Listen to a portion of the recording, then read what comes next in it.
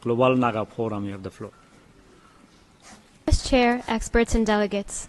Only 2 months ago, the Unrepresented Nations and Peoples Organization addressed a permanent forum on indigenous issues on behalf of the Naga people, raising concerns about the silencing of human rights defenders in India and the protracted conflict between the indigenous Naga community and the government of India.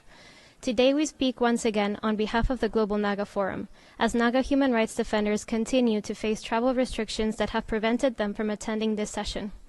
Their absence reflects the systemic barriers they face not only in participating in international forums such as this, but also in exercising their fundamental rights at home, including the right to maintain and develop their traditional economies. The Nagas, living across India and Myanmar, possess a unique history and identity, deeply tied to their ancestral lands and traditional governance systems. This was recognized by the Government of India in 2002 and by the 2015 Framework Agreement. Despite this, the Indo-Naga peace process remains stalled. The Framework Agreement remains unimplemented, and the Naga people continue to live under the shadow of the Armed Special Powers Act, which fosters impunity and has led to grave human rights violations, as tragically illustrated by the Oting Massacre in 2021. This protracted conflict also has direct consequences for the Naga people's traditional economies. Traditional economies are not merely systems of livelihood.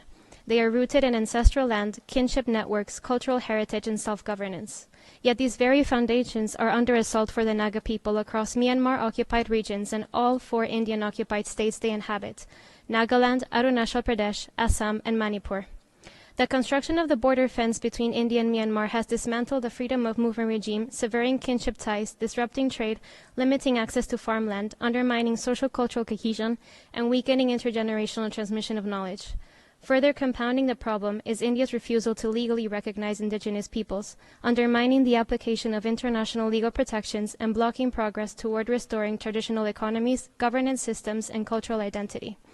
We respectfully urge the expert mechanism and UN member states to call on the Government of India to implement the 2015 Framework Agreement, to repeal the Armed Forces Special Powers Act, to reinstate the freedom of movement regime across the Indo-Myanmar border, and initiate meaningful community-based dialogue with Naga representatives and local communities to explore rights-based and cooperative alternatives to border fencing, and to ensure border management is conducted in consultation with those affected. And lastly, to formally recognize the distinct legal status of indigenous peoples in India.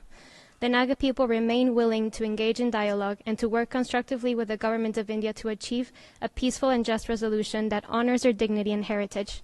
We urge this forum to support their aspirations for peace, justice, and self-determination. Thank you, Chair.